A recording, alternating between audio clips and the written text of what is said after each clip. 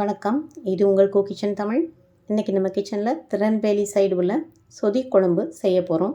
இது ஒரு டிஃப்ரெண்ட்டான டேஸ்ட்டில் இருக்கும். இது கல்யாண வீடுகளில் கூட வைப்பாங்க. இது இடியாப்பம் சாதத்துக்கு நல்ல காம்பினேஷன். செஞ்சு பாருங்கள். பிடிச்சிருந்தால் கமெண்ட் பண்ணுங்கள், லைக் பண்ணுங்கள், ஷேர் பண்ணுங்கள், சப்ஸ்கிரைப் பண்ணுங்கள். சப்ஸ்கிரைப் பண்ணி பக்கத்தில் உள்ள பெல் ஐக்கானை கிளிக் பண்ணி ஆளுங்கிறத கிளிக் பண்ணிங்கன்னா நான் போடுற வீடியோஸ் எல்லாம் உங்களுக்கு நோட்டிஃபிகேஷன்ஸாக கிடைக்கும். வீடியோ ஸ்கிப் பண்ணால் பாருங்கள். இடையிடையே ஹெல்த் டிப்ஸ் சொல்லுவேன், அது உங்களுக்கு ரொம்ப யூஸ்ஃபுல்லாக இருக்கும். வாங்க வீடியோவில் போய் எப்படி செய்யலாம் பார்க்கலாம். இதில் 2 பச்சை மிளகாய், 1 ஸ்பூன் ஜீரகம் எடுத்து கொஞ்சம் மிக்சியில் தண்ணியை அரைச்சி வச்சுக்கோங்க. பாசிப்பருப்பு 100 கிராம் எடுத்திருக்கேன். இது வறுக்காத பாசிப்பருப்பு. அப்போ தான் சொதி குழம்புல கொஞ்சம் கொழுப்பு கிடைக்கும். வறுத்து உள்ள பாசிப்பருப்பு வைக்கிறத விட அதை கழுவியிருக்கேன், தண்ணி ஊற்றிருக்கேன். இப்போ அந்த பச்சை மிளகாய் ஜீரகம் அதை மிக்சியில் அடித்து கொஞ்சம் தண்ணி விட்டு கூட அடித்து அதில் ஊற்றிடலாம். ஊற்றி அதை வேக வச்சு எடுத்துக்க போகிறேன். மூடி வச்சு ஒரு 3 விசில் வச்சிங்கன்னா வெந்துடும்.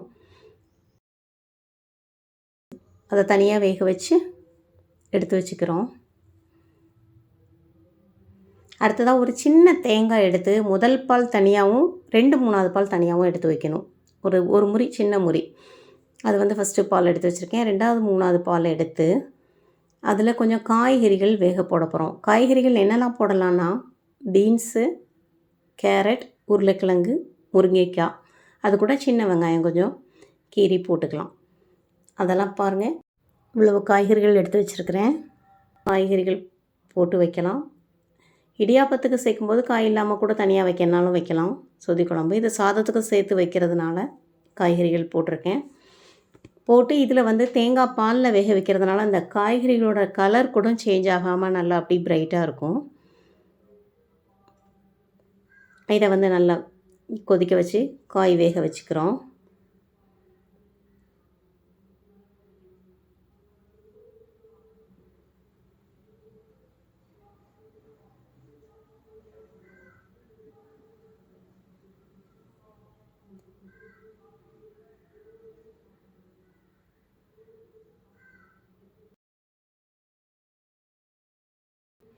அடுத்து இதுக்கு தேவையான லெமன் ஜூஸும் இஞ்சி சாறும் தனியாக எடுத்து வச்சுருக்கிறேன்.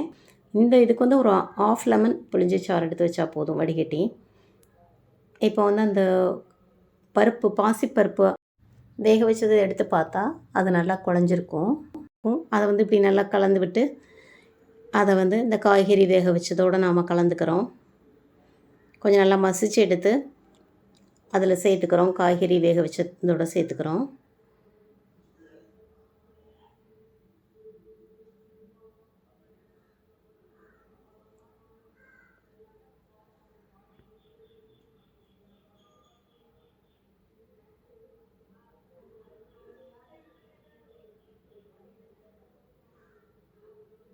சேர்த்து கலந்து கட்டி இல்லாமல் நல்லா தண்ணி விட்டு கரைச்சினாலும் அதை ஊற்றிக்கலாம். நீங்கள் கொஞ்சம் திக்காகவே வச்சுட்டா நல்லாயிருக்கும். நான் அன்றைக்கி இடியாப்பத்துக்கும் சாத்துக்கும் சேர்த்து வைக்கிறதுனால கொஞ்சம் தண்ணியாக வச்சுருக்கேன். நீங்கள் கொஞ்சம் திக்காக அந்த கன்சிஸ்டன்சி பார்த்து வச்சுக்கோங்க, அது நல்லாயிருக்கும்.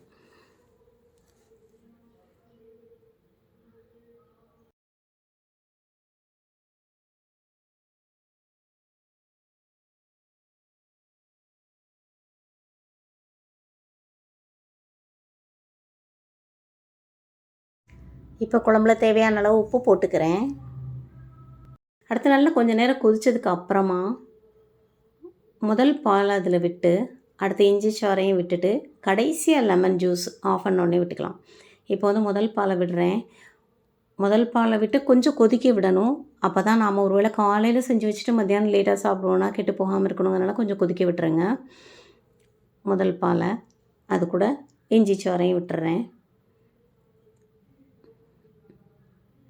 ஒரு இன்ச்சு அளவு இஞ்சி எடுத்தால் போதும். அரை எலுமிச்சம்பழம் சாறு விட்டால் போதும், இல்லைன்னா ரொம்ப புளிப்பு தெரியும். இப்போ இதை கொதிச்சிட்ருக்கு. இதுக்குள்ளே இன்றைக்கி உண்டான ஹெல்த் டிப்ஸ் பார்த்துடலாம். இன்றைக்கி உண்டான ஹெல்த் டிப்ஸில் மஞ்சள் பற்றி சொல்ல போகிறேன். மஞ்சள்ங்கிறது ஒரு கிருமி நாசினி.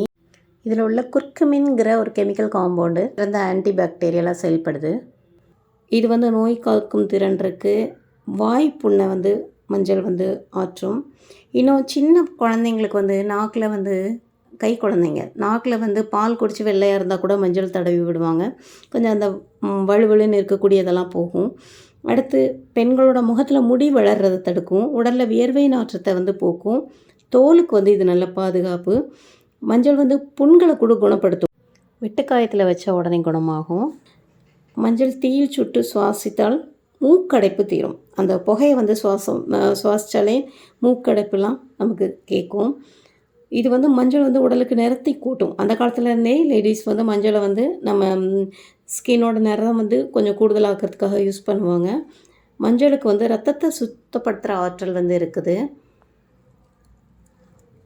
அடுத்து வந்து மஞ்சள் வந்து பாலில் போட்டு குடித்தா கூட நமக்கு இருமல் சளியெல்லாம் பாலில் மிளகு மஞ்சள் போட்டு குடிக்கும்போது இருமல் சளியெல்லாம் கேட்கும்.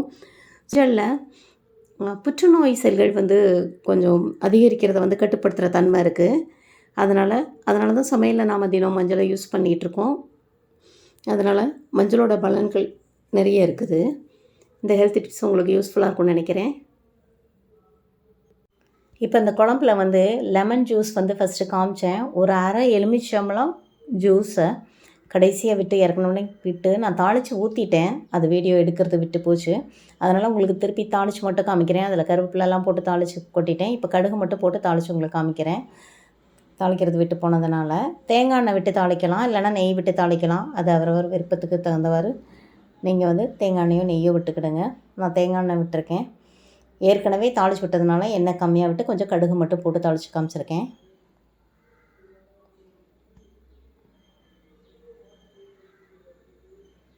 எண்ணெய் காய்ச்சதும் கடுகு போட்டு கடுகு பொரிஞ்சதும் இது வந்து இந்த தடி கடுகை விட பொடி கடுகை தாளித்து விட்டிங்கன்னா பார்க்கறதுக்கு அழகாக இருக்கும். அந்த சொதி குழம்புல சின்ன கடுகாக இருக்கும்ல, அதை வாங்கி தாளிச்சிக்கோங்க, கொஞ்சம் நல்லாயிருக்கும். இப்போ தாளித்து ஊற்றியாச்சு. இப்போ வந்து சொதி குழம்பு ரெடி ஆகிட்டு கொஞ்சம் லேட்டாக அது வந்து கொஞ்சம் கெட்டியாயிரும். இப்போ கொஞ்சம் தண்ணியாக இருக்கும். இப்போ இது ரொம்ப டேஸ்ட்டாக இருக்கும். செஞ்சு பாருங்கள். பிடிச்சிருந்தா கமெண்ட் பண்ணுங்கள். தேங்க்யூ ஃபார் வாட்சிங் திஸ் வீடியோ.